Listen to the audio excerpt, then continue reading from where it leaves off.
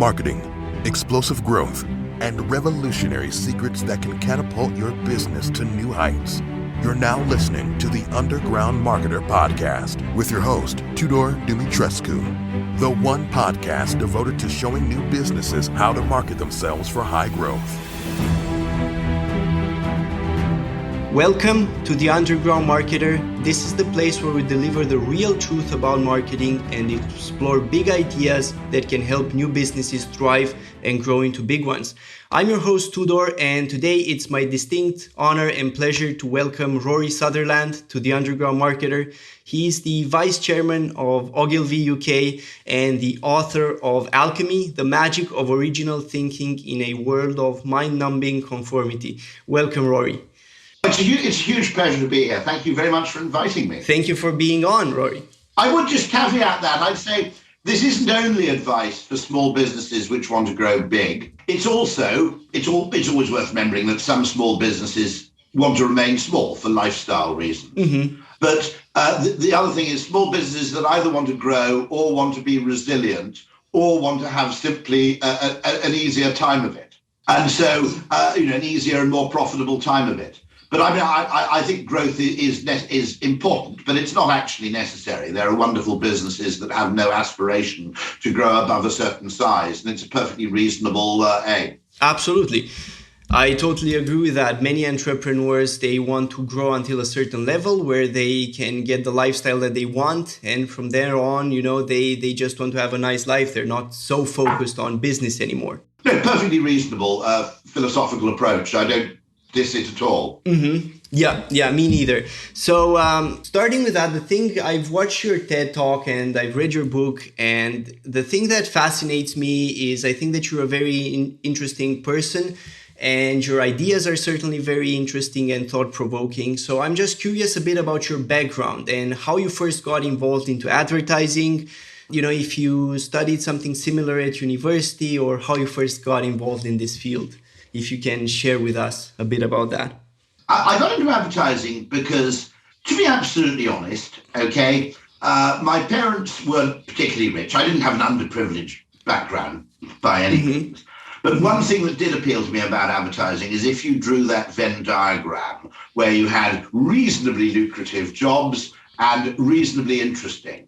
Advertising, along with medicine, which I wasn't qualified for, and a few other things, absolutely sat at that intersection of being interesting and yet reasonably well paid. Finding one or the other is quite easy. Finding both is rather more difficult. And I'd always loved advertising as a kid as well. It was something, funnily enough, in one of my very early school careers advice lessons.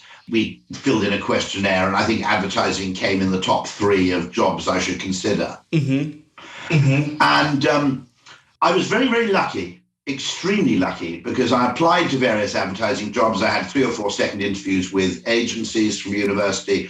And the job I eventually got, I was eventually only offered one job. But it was with a company which was then called Ogilvy and Mather Direct. This was in 1988.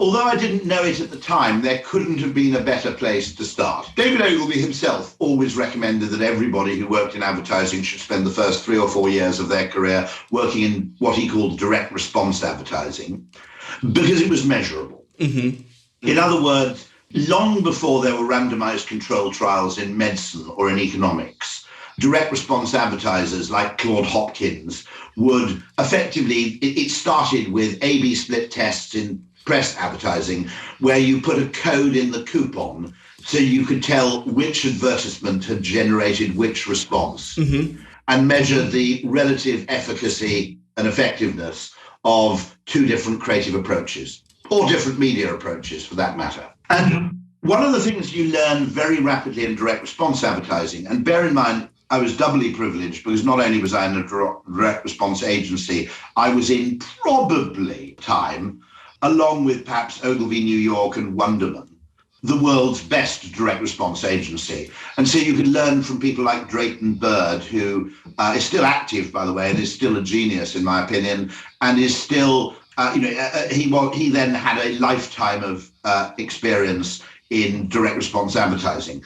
And one of the things you learn very quickly, which is why direct response advertising is a gateway drug to behavioral science and behavioral economics, is two things, I think.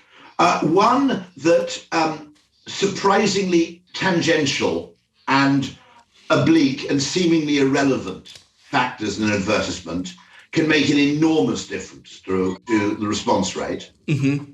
In other words, what people are doing when they reply to an ad is not really what they think they're doing.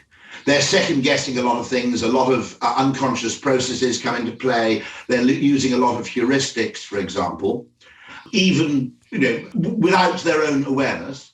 The second thing you learn is that which is related, is that remarkably trivial things can make an enormous difference. I'll give you an example of this. We launched an American Express card which gave you airline points. This was fairly early on. There was an American Express card where you collected membership reward points, which you could put towards your airline miles balance. If the letter came from the airline with whom you already had a relationship, rather than coming from American Express and mentioning the airline, so the body copy was identical, it was simply the logo on the envelope that made the difference, the response rate would be something like 7 times higher in the first instance than in the second. Now, a rational person wouldn't pay much attention to that factor. They talk about, how much the product cost, emphatically what the product did. Are we adequately describing the utility of the product in the advertisement? But tiny little facets like, does the person mentally think of this as an extension to an existing relationship, or do they consider it to be a new relationship? Makes an inordinate, totally decisive difference to the efficacy of the communication. And so one of the things that working in direct response does is that it gives you a very strange lens on what is important and what isn't, which can, by the way, make you very annoying to other people, because other people view it as this person has no sense of proportion because he's obsessed about this one detail, whereas he's ignoring the more important question of, how much the product costs. But you learn this very, very quickly because, as David Ogilvy pointed out, one of the things that direct response advertising does is it does teach you what works.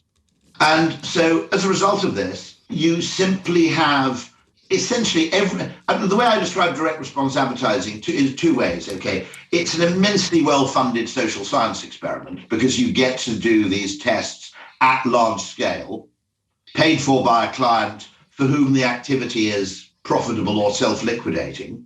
And the second way I describe it is I said that working in direct response advertising, which is where I still work, really, my headspace is still there 30 years later, it's the Galapagos Islands for understanding human behavior. That the way in which we often make progress is exactly as Darwin made progress, which is a process you might call abductive inference. It's not induction or deduction.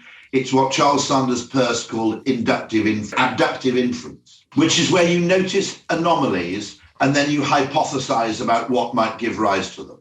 And what Darwin did is he wandered around the Galapagos Islands, which was an area particularly rich in evolutionary peculiarity, in the same way that Australia was. When you discovered Australia, you suddenly discovered a whole new set of life forms like the duck-billed platypus or whatever it may have been, or the kangaroo, that you'd never previously envisaged.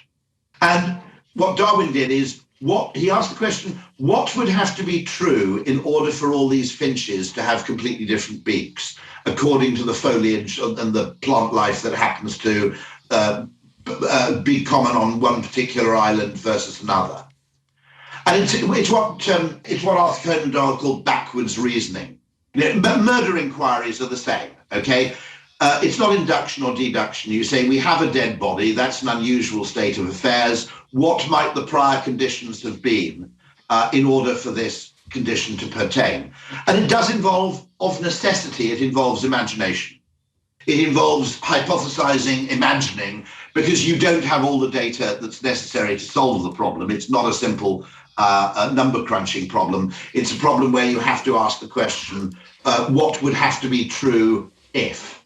And it's a particularly valuable mental facility to develop because I think, as Conan Doyle remarked, everybody can do it, but most people don't develop the facility because in most business settings, you're rewarded and promoted on your ability to practice induction or deduction.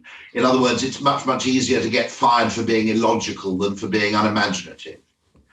And the great thing I only discovered in retrospect about advertising is it's one of the few fields where that rule doesn't really apply. It's actually, you can get fired for being unimaginative and it's forgivable to be seemingly illogical. And the value of the ad agency, I think, doesn't really lie predominantly in producing advertising, although that is a valuable activity in and of itself. Its real value is that it creates a slightly strange parallel universe within the business world where it is encouraged and permitted to practice abductive inference rather than simply looking at some research findings and responding logically. And I think it's very, very important because the number of business jobs where the practice of reasoning backwards, actually, police detective work would be another one, but the number of jobs where that is the principal determinant of success in your career is remarkably few. I think there are areas of finance where it happens, by the way. I'm not suggesting that advertising has a monopoly on this. I think entrepreneurialism is inordinately driven in its early days by abductive inference and imagination. Absolutely. Because you're typically imagining a kind of business which in many cases doesn't make sense in advance, and where, in the most extreme case of entrepreneurialism, there's no stated human demand for what it is you offer, and there is no business currently existing which offers what you do. So therefore, the evidence for the success of your business in advance is actually very, very shaky. Yep. It requires this leap of faith. So advertising people, I think possess that character, and it's encouraged in them. I think the people, both successful and unsuccessful entrepreneurs, because sometimes you get it wrong, by definition, when you move into the unknown, there is a greater risk of catastrophe as well as a greater chance of disproportionate success. You're playing at higher stakes when you do that. And I think that's true of advertising, to be honest. I think it's a probabilistic activity, not a deterministic activity. But it is notable that outside entrepreneurialism and a few specialist careers, the encouragement of this particular mode of thinking isn't common. Yes, I totally agree with what you said. So it's very interesting, the concept that C.S. Peirce put forward with abductive reasoning, because to me, induction and deduction are both sort of things that we do when we have a map, right? And we do induction when we extrapolate from the map, and we do deduction inside the map. But abductive reasoning is going outside of the map and discovering something new. And I think that the modern world has too much of a fascination with science and with certainty to the point that we confuse... Although, just to caveat that, really great scientific advances almost always arise from abductive inference. I agree. Penicillin being the microwave oven, whatever you want to quote. The scientist notices a strange thing and asks the question why. That's why I cited Darwin. But you're absolutely right. I think the nerd world and the consulting world is, if you like, an outlier. It's, if you like, a kind of a suburb of the nerd world, or is becoming rapidly a suburb of the nerd world. Attempt to create this creativity-free environment in which everything can be optimized using sequential logic and pre-existing data. And I think it's an extraordinary delusion. Nearly every really successful business I noticed, if you wanted to look for a common quality of really successful, fast-growing businesses, it's that they did not make sense at the time they were created. Dyson, no one believed there was a market for a $700 vacuum cleaner. If you look at Five Guys, no one thought you could charge $10 or $12 for a burger in an environment that was no more exotic than a McDonald's. In fact, if anything, it's slightly more rudimentary than a McDonald's in terms of the interior of the restaurant. Okay? No one thought before Nespresso you could charge 60 pence for a cup of coffee. You make yourself at home. Okay? No one really thought there was a market for these things. There was no evidence for their popularity. And in many cases, I think, if you were to rewrite Good to Great and all those books, quite a lot of the companies that were absolutely highlighted as being great were singled out for particular qualities, but then when someone did the research, they discovered that lots of failing companies possess those very same qualities. And so it was a monster case of selection bias or survivorship bias, really, that you just take successful managers of successful companies, you ask what they have in common, and you don't have a comparison set. Because there are lots of great, well-managed companies that fail. Okay, no doubt about that. Okay. But what I think is interesting, that the really successful entrepreneurial companies usually possess some component which requires a leap of faith or a hunch or a well-informed insight or piece of information which they know that nobody else does. And what I notice differentiates the creative mindset in advertising and also the entrepreneurial mindset is how you value information. And there's a lovely story of John Hegarty being taken on a tour around the Audi factory, and everybody else is looking at the machinery, or they're looking at, the manufacturing process or whatever it may be. And Hegarty sort of is obsessed with this sign that says Vorsprung durch Technik, which for many years has been the end line for Audi in the UK. And Hegarty wants to know what it means. Nobody else noticed that bloody sign, right? And advertising people and entrepreneurs disproportionately value not what everybody knows. If you're a bureaucrat, you want to know everything that everybody else knows, because you might be blamed for not knowing it. And also, by making decisions based on common knowledge, you defend your decision-making, okay? We know all these things, therefore we're doing all these things. And it produces a wonderful career-defending logic to your decision-making. What I notice about entrepreneurs, and what I also noticed about creative people, copywriters and art directors and advertising, is they disproportionately value things that they know that nobody else does. Because they realize if you want to differentiate yourself, distinctive knowledge, that's also true in finance, of course. The knowledge you have that nobody else has gives you a comparative advantage that is many times greater than knowledge which is generic. And by the way, the knowledge which is generic may well be actually wrong in some cases. It's just a common assumption that has been made in a category for 20 years without really being questioned because it is seemingly logical. I'll give an example. If, for example, you had a product that wasn't selling and you decided to reduce the price, you could get that approved by a board within 10 seconds because it's seemingly logical. It's consistent with their existing assumptions around how economics works. But one time in four, that might be the worst decision you can make, okay? That actually what you need to do is put the price up. But the amount of argument you would need to actually win in order to try and rescue a flagging product by increasing the price, okay?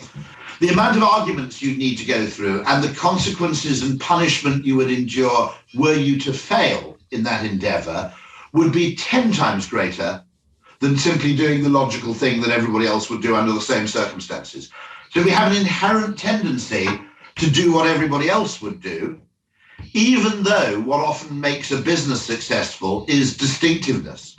It's predicated on slightly different assumptions about what humans want and need to everybody else's assumption.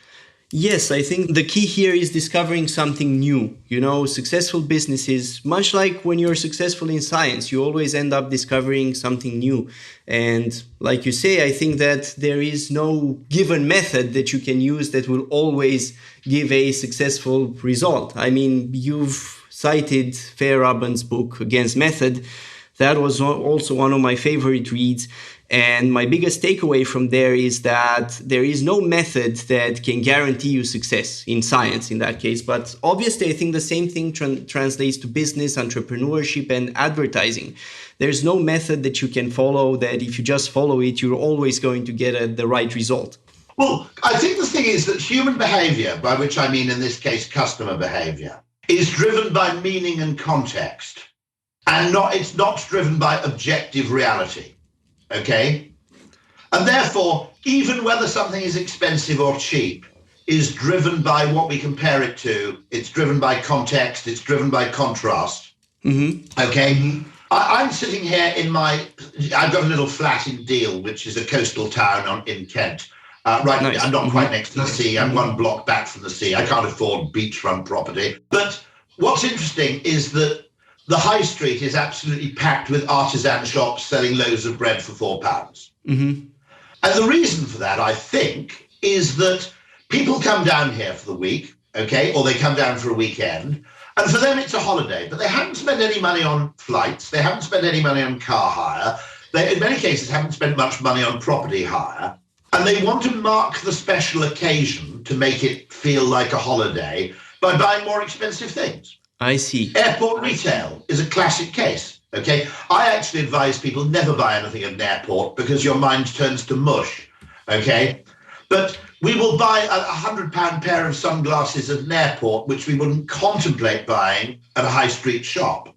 And so once you understand this, that you can generalize, but individual context often determines the difference between success and failure, then you start to understand entrepreneurialism much, much better. Nothing cheers me up more than seeing a restaurant, 4 restaurants fail 4 times in a row at the same location, and then the 5th one succeeds. It happened in my local town, okay?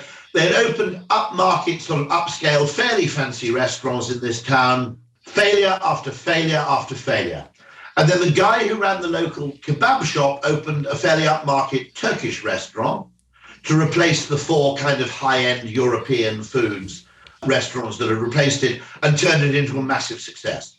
Now, what are the reasons for that? Now, you could say simply that there was an untapped market for high-end Turkish food in the town, which is probably true. You could probably, but equally, you might say the restaurant was in a very bad location. It was very difficult to park. It was on a sort of steep hill. You'd often have to park 200 yards down the hill. I would argue that there's something about ethnic food which will drive a kind of level of determination in the eater, okay, that isn't true about fancy food. That fancy food is often bought to show off to other people you're dining with. It's not actually for its intrinsic enjoyment. High-end Ponzi restaurant food is often done to signal sophistication. And so the parking facilities and how easy it is to get there and all those things might be far more a determinant of success than ethnic food, which is bought to be eaten. But it's very, very interesting because it always fascinates me looking at tiny little mistakes that can kill a business, by the way. This isn't just about finding out trivial little things that can make you disproportionately successful. That's obviously a useful thing to do. It's also understanding tiny little things that can totally destroy a business. And in the case of fancy restaurants in suburbia that don't have easy parking, in other words, you can't turn up with your mother-in-law and, all the other people in tow and show off to them about, how, without a major parking crisis, okay, you're never going to make that succeed. In the same way, I always recommend to coffee shops, even if it's raining or it's quite cold outside, leave a few waterproof tables and chairs outside the building if you're allowed to. Nobody will sit there, but the purpose of the chairs and tables isn't for people to sit on them. It's that from 200 yards away, if you see chairs and tables outside a building, you know that coffee is available and you know that the place is open. Mm-hmm. Because if they were closed, they would have taken the chairs inside. I remember that story from your book. I think you shared it in there as well with the coffee shop and the chairs. Yeah. Now, what was lovely about that story is someone came to me with a beautiful anecdote which justified what I was doing. And they said, me and a few friends worked in a coffee shop, but we didn't own the coffee shop. Mm-hmm. And we wanted to get away at 4:30 or 5 o'clock, okay? And what we really liked to do was to clean the coffee machine a bit early, and to get the place. What we didn't want was customers coming in 10 minutes before closing and then staying for 30 minutes, because it would prevent us getting home on time. And they said they learned the trick, which is all you had to do was stack 1 or 2 chairs upside down on top of another chair, as if you were about to sweep the floor. You didn't have to do it with all of them. If you'd done it with all of them, your boss would have come in and you would have got into trouble, right? Mm-hmm. If you suddenly just stacked all the chairs away, you would have got into trouble. They said all you had to do was take 1 or 2 chairs and stack them upside down, and nobody came in and ordered anything. Nice, I see. Because their inference was, this place is about to close, they won't want me sitting around for 30 minutes. Yeah. And so that was all you had to do to prevent anyone coming in and buying any coffee. So coffee shops which start cleaning up, okay, or start getting ready to shut down before closing time are throwing away a huge amount of revenue, but they may not be aware that they're doing anything wrong. Mm-hmm. Absolutely. So I actually had one question that I meant to ask you at this point. So I'm not sure if you're familiar with the scholar René Girard. Yes, absolutely. He was at Stanford. Yeah. I think he was a Jesuit priest, if I'm right. Mm-hmm. Is that right? Yes, mm-hmm. Absolutely. And René Girard was a very big influence on, I think, people like Peter Thiel mm-hmm. and quite a few of the Stanford entrepreneurial folk. Yes, absolutely. Because he essentially believed that perception was a collective act. Mm-hmm. That when we perceived something, we didn't actually perceive what we thought of it. We were just as likely to perceive what other people would think of it. Yes, we copied other people's desire. Yeah. Now, it's ironic, of course, that he's at Stanford. Because I was talking to Steven Pinker last week. I was interviewing him for The Spectator. Mm-hmm. And I was having a bit of a go at Steven Pinker being at Harvard, which my argument is that Harvard is now, and most of those prestige universities, are now a branch of the luxury goods industry. That effectively, mm-hmm. Harvard is the educational arm of Louis Vuitton, Moet Hennessy. Okay? And the argument there is in luxury goods and in education, okay, credentialist education. We're not trying to buy a product, we're trying to buy a peer group. And therefore, the question we ask ourselves is not what is the best university, we ask ourselves, what does everybody else think is the mm-hmm. best university? Mm-hmm. And that's why it's almost impossible to dislodge Harvard from its, barring some absolutely massive scandal involving, a huge paedophile ring mm-hmm. that, mm-hmm. That involves 70% of faculty. It'll be, even that probably wouldn't do much harm. It's very, very difficult to dislodge luxury goods from their position of preeminence, because in order to change their value, you don't have to change what one person thinks about it. You have to change what everybody thinks about it, and you have to do it simultaneously. Yeah. Okay? In case of that, operating the opposite direction, in order to make video conferencing successful, we kind of needed a pandemic, because we needed everybody to start video conferencing at the same time and to notice what was good about it. Because when I call a video conference, okay, this actually has major implications for innovation. In 2018, okay, if I had a 2-hour meeting in Frankfurt with a client, the normal, polite, conventional thing to do was to fly to Frankfurt for the day. Suggesting a video conference was abnormal and slightly rude. It suggested I couldn't be bothered to fly to Frankfurt. Mm-hmm. And so the way I phrased that was flying to Frankfurt was Coke, okay, having a video conference was Dr. Pepper. And because we do things according to what they mean, and not necessarily what they mean to us, but what they mean to other people, okay? Because we buy things for their meaning, all right? The interesting thing is that what changed in 2022, having a video conference will be Coke and flying to Frankfurt will be Dr. Pepper. Yes. But it required a simultaneous enforced immersion in a new reality for that change to take place.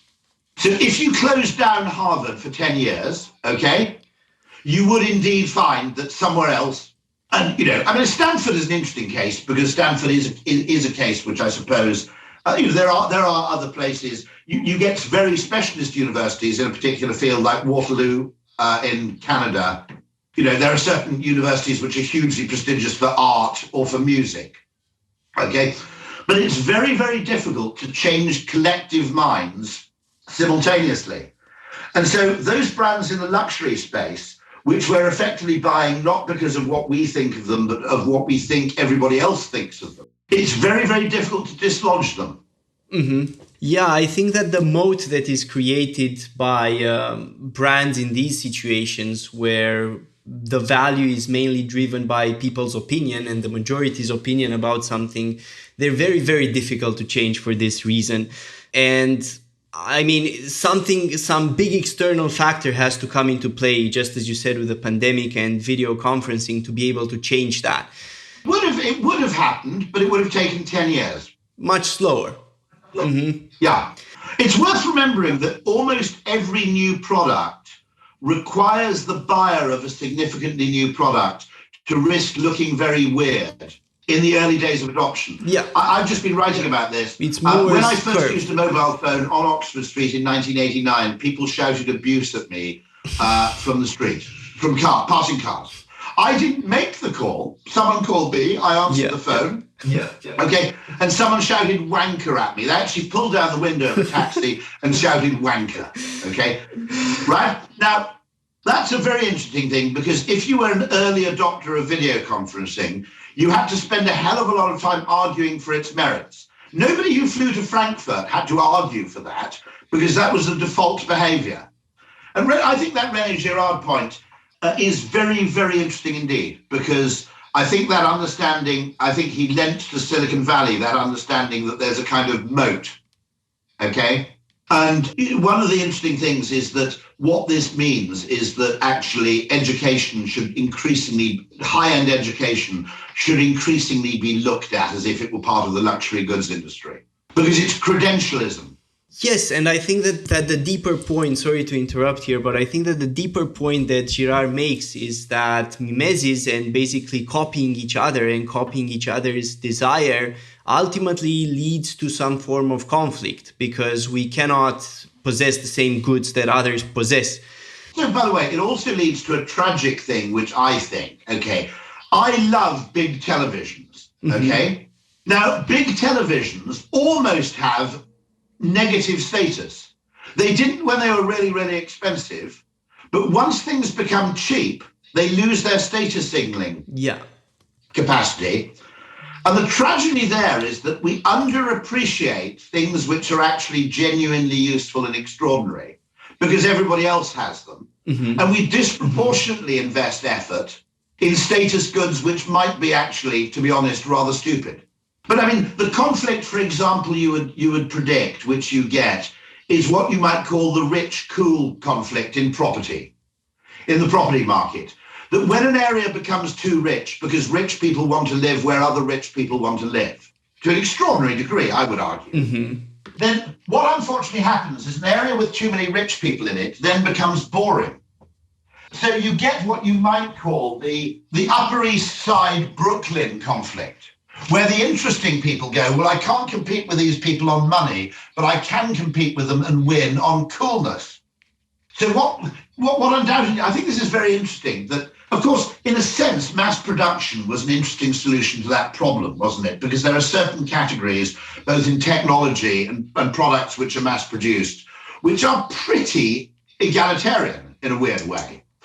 So if I gave you £1 billion, okay, you could enjoy far better access to the property market than you currently have.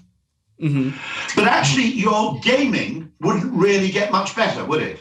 Yeah. You know, there's nothing much better. I get, what is it, a PS5? Or maybe you have some sort of high-end gaming laptop. You may not be into gaming at all. I'm not, so. But interesting, But interestingly, the best, we can argue about what the best mobile phone is, or the best, but the best gaming platform or the best mobile phone is available to millions and millions of people, okay? And a second-hand 2-year-old version of it is available to millions and millions of people more.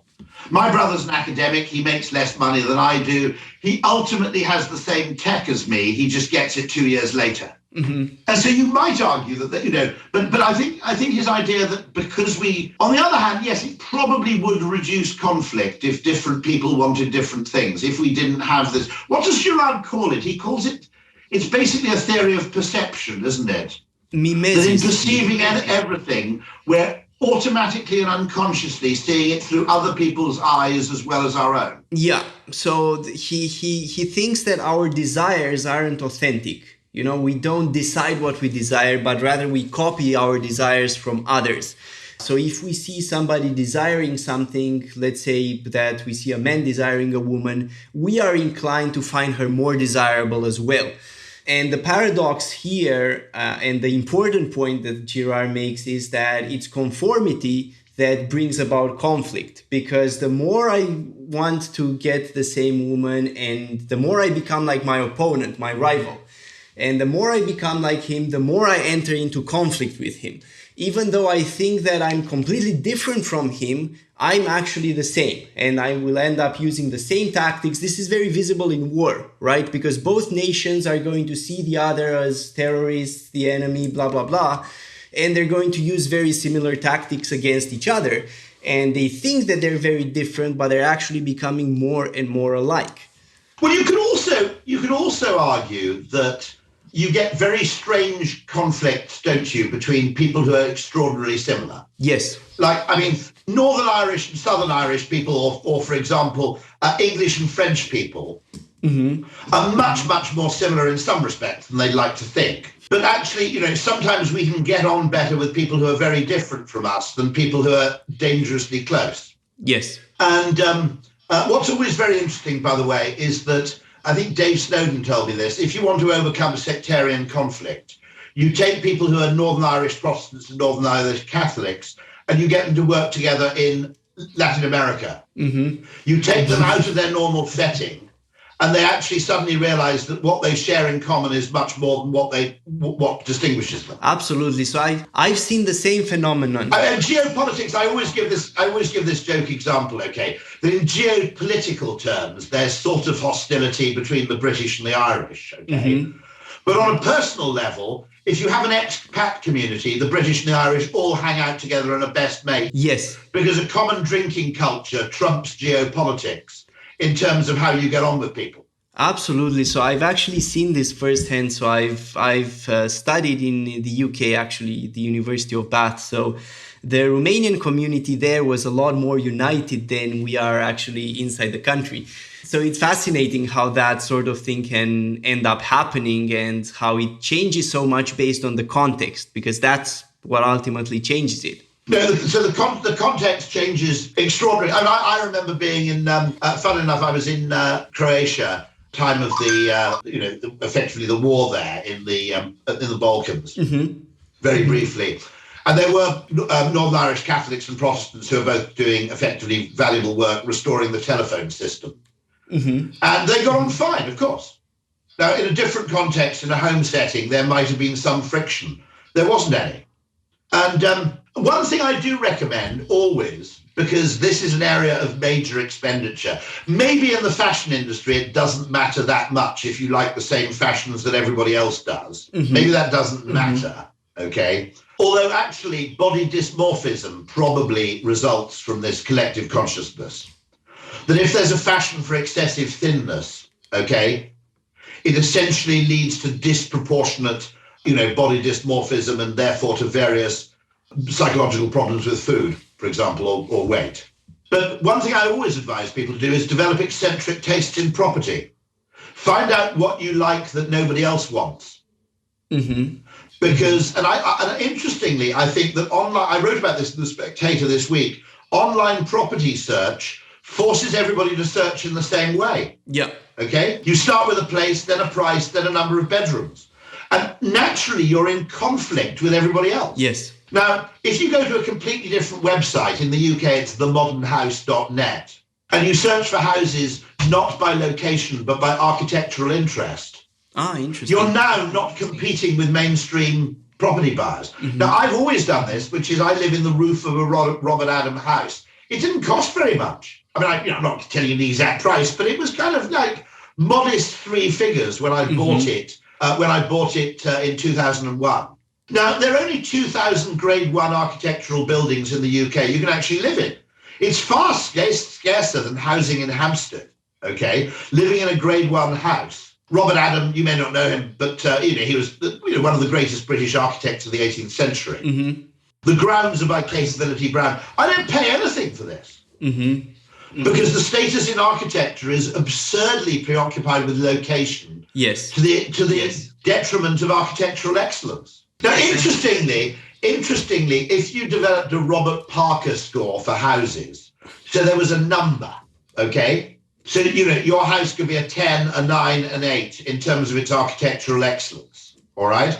I think the whole property market would change completely. But always in property, Ask yourself, what's everybody else looking for? Now, some of those things, okay, you should also look for. Do not go and live in an area which is dangerous if you have kids, okay? I'm not suggesting you go and live in Crack Alley because nobody else wants to live in some dangerous, place. There are some of those qualities which are generally fairly rational and sane requirements, but an awful lot of them are driven by collective perception.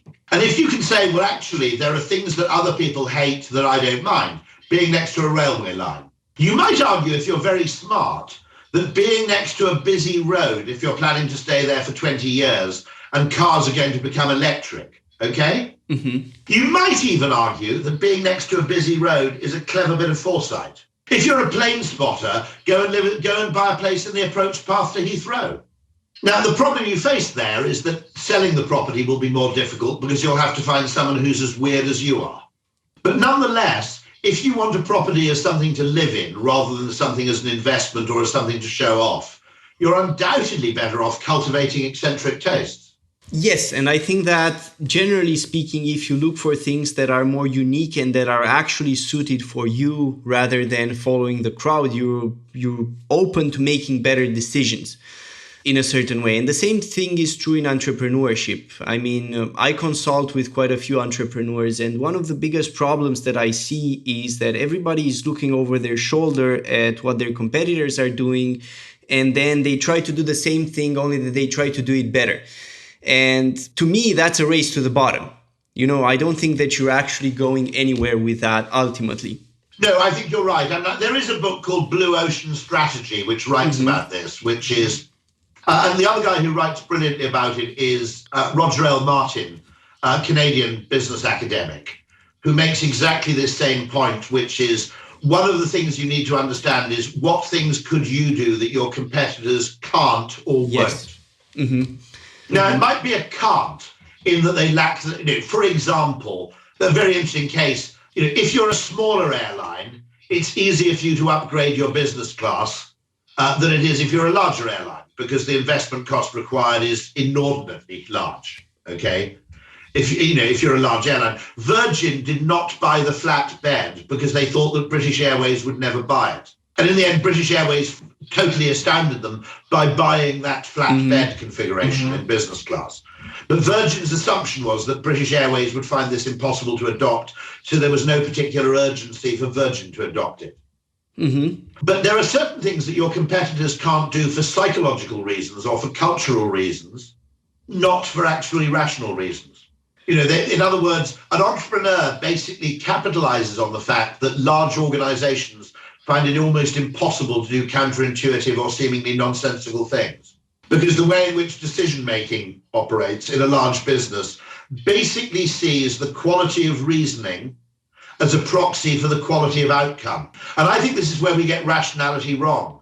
We judge the extent to which an argument is rational, and we assume that the most rational argument will lead to the most beneficial outcome. Yes. The only way to judge the quality of a decision is by its consequences. And there are nonsensical things which work, and there are logical things which fail.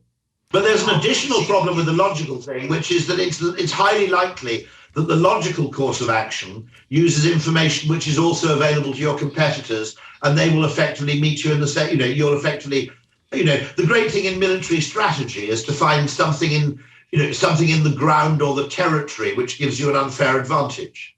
How would you say that we can differentiate, because this is very interesting to me, but how would you say that we can differentiate between those things which are nonsense and those things which are potentially magic? Because obviously some things which are irrational or don't make immediate sense are not going to end up giving positive consequences, whereas others are. The first thing to understand is that efficiency and effectiveness are not necessarily the same thing. Mm-hmm. Now, economics, because it assumes we know what we want in advance, okay, and it assumes that consumer preferences are stable and that the consumer's preferences are known to the consumer in advance, has created a world in which if you do what you're already doing more efficiently, you will be more popular with consumers. Mm-hmm. And I think one of the reasons, interestingly talking to you, one of the reasons communism failed was that it was incapable of doing illogical things. Communism could never come up with denim or the pet rock, right? Mm-hmm. Yeah. Mm-hmm. And actually, because this assumption that people know what they want and it is the duty of an organization to provide it in the most efficient means possible, assumes, first of all, it assumes a world of what you might call methodological individualism, where the only thing people care about is what the product does for them. Mm-hmm. They don't care about what it means to other people. Okay? You start off by making that assumption. You secondly make the assumption that people, when they buy a product, will not discover new uses for the product or new value to the product, which was not apparent to them in advance, which I think was true of Zoom. Because if you went into the office and then you had to go into a meeting room and you did a Zoom call and then you left the meeting room, okay, you didn't really realize that Zoom meant you didn't have to commute. You just thought, well, that wasn't quite as good as a face-to-face meeting. So what Zoom does, it provides me with an inferior, slightly cheaper substitute to a face-to-face meeting. You didn't actually realize until the pandemic forced you to experience it, that Zoom allowed you to work in an entirely new way that probably made you net more productive. I'll give you a classic example of that. I don't think many people, although I was an outlier here, said, when I book a taxi, what I want is a map to show me where the taxi is. Once you've experienced Uber, the business of ordering a taxi where there isn't a map which shows you where the taxi is suddenly becomes extraordinarily frustrating. Yes. Because your comparison set and your ranking of what is important has been mediated and has been recalibrated by experience. Mm-hmm. But most consumers couldn't have known this before they actually tried Uber. Personally, I think it's a failure of the imagination, because I did have enough insight into my psychology to say what really pisses me off about a taxi isn't the duration it takes to arrive. It's the degree of uncertainty I experience while waiting for it to arrive. And personally, it did piss me off. Mm-hmm. Because, first of all, I knew that the solution was technologically trivial. It just involved GPS and mapping, which were already pre-existing technologies. I also understood things like, for example, that the ability to order a taxi without talking was surprisingly valuable. But that sounds a bit weird. But if you're nearing the end of a business meeting, okay, you can get out a phone and order an Uber 15 minutes in advance and then continue to rejoin the meeting. And then you say, I'm terribly sorry, my car's here. Yeah. In the middle of a meeting, you cannot suddenly pick up your phone and go, taxi, please. I want a taxi. Yeah, this address. Yeah. Okay, 15 minutes, that's fine. You can't do it. So there's also a social context to the act of ordering, which was never understood. So before I figured out the map thing, I had figured out that the ability to order a taxi by text would be very valuable. Or to pre-book a journey and then to send a text to say, I'm ready in 10 minutes, would have been valuable. Because in many social contexts, or you're on a train, okay? You can order a taxi from a moving train using an app, or you could do it using a text. If you try and do it by phone, you'll get cut off. The whole thing's a disaster. And it's worth remembering that on a phone call, the taxi isn't booked until the process is completed. Mm-hmm. So, you'd be traveling into Charing Cross, you go through a tunnel, and you may even have to give your credit card details in public, which no one's prepared to do, right? Mm-hmm. So understanding we don't have full introspective access to the sources of our happiness. And I think that also goes with René Girard's insight, René Girard's insight is that we are much, much more affected by the opinions of others in our decision-making than we realize. Mm-hmm. It's not only that this is important, the other important thing is that we don't really acknowledge it. We pretend that we're individuals optimizing our individual utility. Now, the thing that always fascinates me about the René Girard thing is that when I go down to Cannes for the advertising festival, I can't help but be impressed by expensive yachts, even though I am massively seasick. Okay? So I see this thing as an object of desire, even though to own any kind of boat or yacht would basically be me. Okay, I suppose you argue that the purpose of those yachts is to sit in harbour and show off, okay, to some extent, okay? But actually, crossing the Mediterranean in a super yacht, I would feel significantly ill half the time. Mm-hmm. To borrow from Dr. Johnson, there's not yet philosopher who can endure the toothache painlessly. If you feel like shit, it doesn't matter what the actual material circumstances are around you. You can have all the Volvo Pentas and luxury seats and cocktail waiters you want, but you're still feeling shit. Absolutely. I mean, the point about capitalism and markets, by the way, is they're an evolutionary mechanism which only decides survival on the basis of what works, not on the basis of what makes sense in advance. Mm-hmm. And not on the basis of what other people say or think. No, and also not on the basis of reported wants or needs, but on the basis of what it turns out people really want, even though they didn't realize it beforehand. Mm-hmm. And that was the great problem with communism. It wasn't that it was stupid. The great problem with communism is it tried to be too intelligent. I definitely agree with that. I mean, the focus was so much on efficiency and on following a certain, I think that this is the big problem when you mix authority with a sense of certainty, because that means, to me, that's sort of like having a map, right? And then you're driving your car, but you're only looking at the map. So you're not looking at the road, but you're only looking at the map and driving your car. And that doesn't work because you mistake the map for reality and you end up taking a lot of decisions that simply don't have anything to do with the context that you actually find yourself in. Well, funnily enough, to go back to my earlier property point, one of the things I say to anybody who wants to buy property in London, one of my staff, I'm pleased to say, has bought a place in to the southeast of London. Mm-hmm. So, first of all, get the tube map out of your head. Because the tube map shows you tube lines, but it doesn't show you railway lines. Now, most of South London is served by above-ground rail and trams, not by tubes. Mm-hmm. So people think in London that because it's on the tube, that Fulham is central. And Fulham commands a premium price in the London property market. Fulham's so far bloody west, it should have its own time zone. It's a suburb of Oxford, right? You can go and live in Herne Hill or Gypsy Hill, or you can go and live in one of those places. And secondly, they always look at the tube line through the lens of optimality, not the lens of optionality. Mm-hmm. And this is something that Nassim Taleb told me, that sometimes what's more important about a decision is that if you live in a place where there are two railway lines, if one of them breaks down, you just take the other one into work. Mm-hmm.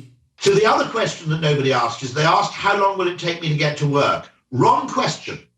The question to ask is, how long will it take me to get to work using the second and third best means of getting into work? Yeah, so you're optimizing for minimizing your variance, basically. Minimizing variance, and actually, because let's be honest, saving 5 minutes a day is nice, but it doesn't change your life.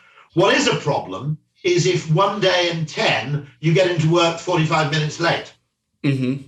And actually, so I think there's something really, really important there, which is that people ask the wrong question. First of all, they treat it as an optimization problem, not a variance reduction problem. And secondly, they simply look at the information that happens to be salient. Now, what they don't understand is something I only discovered when I moved out to Sevenoaks, okay? Unlike New York, all London tube trains stop at every single station. So the further out you go, the longer it takes to get to work. But on the train network, there are fast, non-stopping trains. So actually, if you live in Sevenoaks, your journey to London Bridge is notably shorter than it is if you live further in, but you have to board a stopping train. So the other great mistake that the tube map teaches you is that the more stops, the longer the journey. Now that's true on the tube. It's not true on the railway network. If you go and live in Orpington, if you go and live in Bromley South, okay, there are trains. Bromley South is 40 miles out of London, but there are trains that get you from Bromley South into Victoria in 15 minutes. Mm-hmm. That's the equivalent of like 4 or 5 tube stops. But nobody understands this because the map has come to replace the territory. I totally agree with this. I'm conscious of the time. Would you by any chance have time for one more question? Of course, absolutely. All right. So the final question, you mentioned something very interesting about digital advertising and online advertising, which is where I work. So nowadays, roughly, I would say 80% of online advertising is direct response. And in your book on the chapter on arithmocracy, I think it was, you said that the persuasive power of advertising comes from more than just the information it imparts. And therefore, digital advertising may appear highly efficient when it really isn't. So my question to you is, what do you think we can do as digital marketers in order to turn that around? Well, first of all, we don't really have many advertising formats in digital that are designed to maximize other effects other than immediate transactional measurement. And one reason that's important is that there's a wonderful paper which is called "The Bit of Advertising That's Wasted is the bit that seems to be wasted is the bit that actually works." But to borrow René Girard, when we see an advertisement, we don't just look at it, we consider how many other people are seeing it. And there's a wonderful paper by Kevin Simler about this, which suggests that advertising works through social imprinting. It changes the assumption about what is common knowledge. And in many cases, our decision-making is recursive. We're thinking about what other people think, not what we think. And so Kevin Simler's paper on advertising, and he makes the point that if this is true, you would expect to see lots of advertised brands for things that are consumed in a public setting, like high-end alcohol, fashion, we see a lot of advertising for that, tech, portable tech. The Apple brand was never that great until they created mobile devices, right? Yes. Because, you had the laptop, but Apple desktops have never done that well because you have them at home. Nobody else can see them. Whereas the iPhone is something which is consumed in a public setting. On the other extreme, you have something like hemorrhoid cream, which tends to be consumed privately. And he says, if I ask you to name a brand for bed sheets or a brand, even mattresses have a few brands, but there are many things where what we actually are buying is we're not buying the utility of a brand, we're buying its messaging capability. And that requires social imprinting, which requires advertising where we assume that what is being seen is common knowledge. And one-to-one targeting doesn't do that. It also doesn't do costly signaling, which is these people must be significantly committed to this product and have considerable faith in its transformative powers, because if they weren't convinced of the quality and value of this product, they wouldn't spend £1 million advertising it to everybody. So we actually second guess the mental state and confidence of this seller by the money he spends selling. Which is why when you invite people to a wedding, you send it in the post and you have a printed card, and you don't just send an email to invite people to your wedding, We understand this instinctively as human beings, but once we start imposing spreadsheets to it, we turn it into an efficiency optimization game. But a lot of advertising works either because people perceive it to be expensive, that's the costly signaling theory, or because it reframes something collectively, or because it just creates, he gives an example of, for example, most Corona advertising will feature someone out of doors in a sunny setting. Now, what that does is it means that if I'm going to a picnic or an outdoor party or to anything in a kind of fresh air setting, I will not be committing a social gaffe by bringing along 6 bottles of Corona. It will seem an entirely consistent thing to do.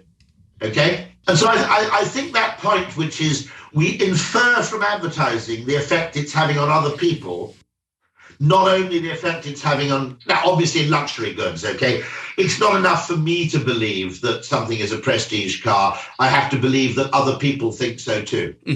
Yeah, this is all fascinating. So thank you for sharing those insights, Rory. And I know that we've gone a bit over the time. So do you have any last words that you would like to share with our audience? Yes, a very big one, which is my suspicion is that doing brand advertising pays more, potentially, than it used to, simply because your competitors will find it harder to argue the case for doing the same thing. The second thing I would argue is that digital advertising should be used extremely heavily for testing creative and informing the creative and new product. Digital advertising is the Galapagos Islands of understanding, just like direct marketing used to be. It's the Galapagos Islands of understanding, the quirks and peculiarities of human behavior on which great businesses are often built. And therefore, we should use far less digital advertising in the sense of what is efficient and what is effective. And we should approach it with much more a mindset of curiosity, like what are the unexpected findings? Because it's the unexpected findings that actually really teach us things. Thank you for sharing that, Rory, then, and thank you for coming on the podcast. It's been an honor to have you. And to our guests, stay tuned for the next episode. And until next time, remember to keep growing your businesses and providing massive value to the world. You are the reason why we're all growing richer, our freedoms are expanding, and we're all living in greater prosperity. Thank you.